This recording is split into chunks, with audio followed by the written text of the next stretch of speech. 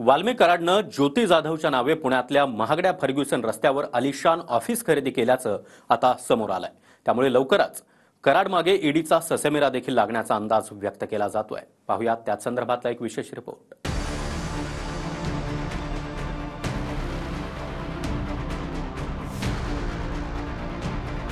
एक घरगडी ते हजारो करोड संपत्तीचा मालक वाल्मिक कराड मागे आता ईडीचाही ससेमिरा लागू शकतो। कारण पुण्यातल्या फर्ग्युसन रोड समोरच अत्यंत मोक्याच्या जागेत कराड आणि त्याच्या टोळीचे 25 कोटी किमतीचे ऑफिसेस असल्याची माहिती समोर आली आहे। ही पुण्यातली कुशल वॉल स्ट्रीट नावाची व्यावसायिक इमारत निर्माणाधीन आहे। 40,000 पर स्क्वेअर फुटानं इथला भाव आहे।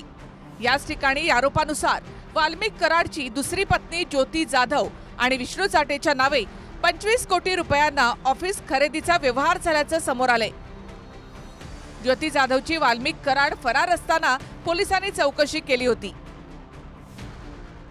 ज्या इमारतीमध्ये वाल्मिक कराडनं गुंतवणूक केलेली आहे असा आरोप सुरेश दसानी केलेला होता। मात्र याच इमारतीची कागदपत्र जी आहेत ती समोर आलेली आहेत। मुद्रांक आणि नोंदणी शुल्काची जी कागदपत्र आहेत की जी खरं तर डॉक्युमेंट खरेदी करताना वापरली जातात त्या कागदपत्रामध्ये नमूद करण्यात आलेलं आहे की 6व्या मजल्यावरती 611B हे ऑफिस जे आहे ते वाल्मिक कराड यानं ज्योती जाधव या खरं तर महिलेच्या नावानं जे आहे ते खरेदी केलेलं होतं अशी माहिती आहे। मग नक्की ही महिला आणि वाल्मिक कराड याचा संबंध का आहे, खरं तर हा प्रश्न या निमित्तानं आता चर्चेमध्ये आलेला आहे। इतकंच नाही तर पुण्यातल्या मगरपट्ट्यात जिथे एका फ्लॅटची किंमत 15 कोटी आहे त्या टॉवरमध्ये दसांच्या आरोपानुसार कराडनं आपल्या ड्रायव्हरच्या नावे 75 कोटींचा पूर्ण एक फ्लोअर खरेदी केला। सुदाम बापूराव नरोडे यांच्या नावे सिमरी पारगा तालुका माजलगाव इथे 50 एकर जमीन, ज्योती मंगल जाधव यांच्या नावे मौजे शेंद्री तालुका बार्शी 50 एकर जमीन, मनीषा सुदाम नरोडे यांच्या नावे सिमरी पारगा तालुका माजलगाव इथे 10 ते 12 एकर जमीन, वॉचमन असलेला योगेश सुदाम काकडेच्या नावे सिमरी पारगाव तालुका माजलगाव इथे 15 ते 20 एकर जमीन, ज्योती मंगल जाधव यांच्या नावे दिघोळे तालुका जामखेड इथे 10 ते 15 एकर जमीन घेतली आहे। याशिवाय वाल्मिक कराडची बीडमध्ये 50 एकर, बार्शी तालुक्यामध्ये 45 एकर, सोनपेठ तालुक्यामध्ये 50 एकरची जमीन असल्याचा आरोप आहे। कराडच्या नावे केस बीड परळीमध्ये 4 ते 5 वाईन शॉप आढळल्याचा आरोप दमानिया यांनी कागदपत्र दाखवून केलाय। 7 शॉप आकाने बुक केलेत। 7 एका शॉपची किंमत आहे 5 कोटी रुपये। 601, 602, 603, 604, 605, 606, 607 आणि 608 आहे विष्णू चाटे ची बहीण सोनवणे यांच्या नावावर। विष्णू चाटे यांचे मावस भाऊ या खटल्यातले संतोष देशमुखला मारणाऱ्या मधल्या आरोपी मधला एक आरोपी कोण, विष्णू चाटे। आणि आकांचं दुसरी पत्नी ह्या ज्या जाधव आहेत ना ते त्यांच्या दुसऱ्या पत्नी आहेत, त्यांच्या नावावर 3 शॉप आहेत आणि वाल्मिक आका यांच्या नावावर 4, 40 कोटीचे त्यांचे फ्लॅट। आम्ही रात्री जाऊन त्या बिल्डरची माहिती पण घेऊन आलो। म्हणलं हे बिल्डर और क्या क्या दिया है हमारे आका को? ते म्हणले जरा ठहरो बताते।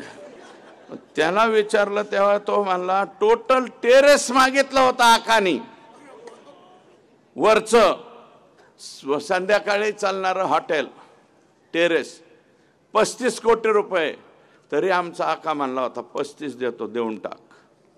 पण तो छाजड आणि पाटील म्हणले आम्हाला नाही द्यायचं, म्हणून वाचलं, आकाच्या तावडीतून वाचलं। मावळ प्रांतामध्ये हे आकांनी गोरख दळवी आणि अनिल आप्पा दळवी हे बापलेख ठेवलेले। कुठं काही ऐकायला सापडलं की येऊन द्याच म्हणते, शिल्लक ठेवायचं नाही। वास्तविक अनेक नेत्यांमागे ईडी नोटीस लागल्यामुळे कारवाईची कुऱ्हाड उगारण्यात आली आहे। मात्र 2 फेब्रुवारी 2022ला कराडला ईडीची नोटीस येऊनही कारवाई कशी काय झाली नाही याबद्दल आश्चर्य व्यक्त केलं जातंय। दसांच्या आरोपानुसार परळीमध्ये आकाच्याच वरदहस्ताने गांजा आणि गावठी बंदुकांची विक्री होते। धक्कादायक म्हणजे अवैध धंदेवाल्यांकडून हप्ते वसुलीसाठी कराडच पोलिसांची नेमणूक करतो। थर्मलमध्ये चोरीला जाणारा भंगार, एसटी महामंडळामधून चोरीला जाणारा लोखंड यासहित जुन्या नव्या कंपन्यांकडून हप्ते वसुली। कोरोमंडल नावाची सिमेंट कंपनी याच जाचाला कंटाळून परराज्यामध्ये गेल्याचा आरोपही धसानी केलाय। हिस्सा घेण्यासाठी स्पेशल पोलिसांची नियुक्ती आका करीत होते। म्हणजे जे कशाचं पिस्तूल विकायचे त्याच्यातलं कमिशन सुद्धा आकाकडे पोहोचलं पाहिजे। थर्मल मधील भंगार रोजच्या रोज चोरीला जातं, ते चोरीचे भंगार आणि त्यात पोलिसांचा वाटा आणि पोलिसांच्या वाट्याच्या नंतर आकाचा वाटा। त्याला वैतागून एक कोरोमंडल का काय नावाची कंपनी इकून निघून गेला। पोलीस काय करतात, गोट्या गीते नावाचा जो गुंड आहे ज्याने 48 रिव्हॉल्वरच्या प्रकरणात त्यांनी परवा पोलीस स्टेशनमध्ये जाऊन त्याच्यावरती 307 दाखल करा असं कोर्टाने सांगितल्यानंतर तो पोलीस स्टेशनला गेला आणि तिथे पोलिसांचा सत्कार केला। परळी हे स्वतंत्र राज्य घोषित करा, राष्ट्र घोषित करा आणि तिथे धनंजय मुंडेंना पंतप्रधान करा, तर एवढंच राहिलं परळीमध्ये। आरोपानुसार परळीमध्ये विविध काळ्या धंद्यांमधून कराड आणि त्याच्या टोळीनं कमावलेला पैसा राज्यातल्या विविध शहरांमधल्या रिअल इस्टेटमध्ये गुंतवण्यात आलाय। सभागृहामध्ये या सगळ्या गुन्हेगारीची आर्थिक पाळंमुळं खडून काढू असं आश्वासन मुख्यमंत्री देवेंद्र फडणवीसांनी दिलं होतं। वाल्मिक कराड आणि संतोष देशमुख हत्येमध्ये जे आरोपी आहेत त्यांच्यावर याआधी अनेक गुन्हे दाखल आहेत। गुन्हेगारी पार्श्वभूमी असूनही आरोपींच्या समर्थनार्थ मोर्चे काढले जात आहेत। सुदर्शन घुलेवर 19 गुन्हे दाखल आहेत। वाल्मिक कराडवर 15, कृष्णा आंधळेवर 6 जो अद्यापही फरार आहे।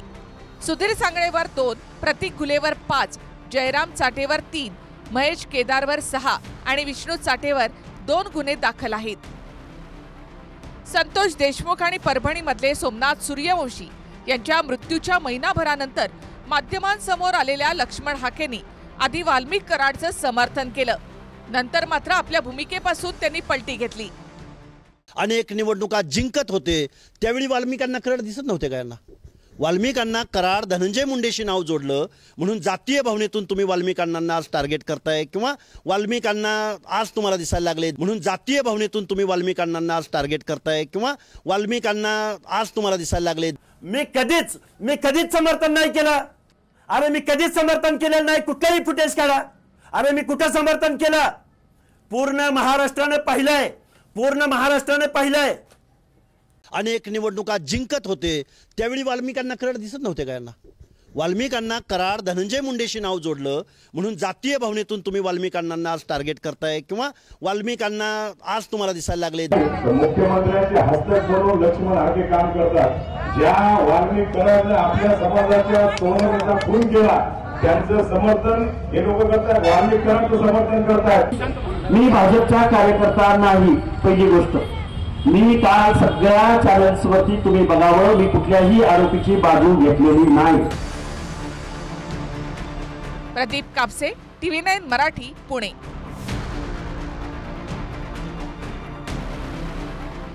दिशा कॉम्प्युटर इन्स्टिट्यूट घेऊन येत आहे कॉम्प्युटर प्रशिक्षणातील सगळ्यात मोठी discount offer, big discount days. अधिक माहितीसाठी तुमच्या जवळच्या दिशा कॉम्प्युटर इन्स्टिट्यूटच्या शाखेत जाऊन संपर्क करा।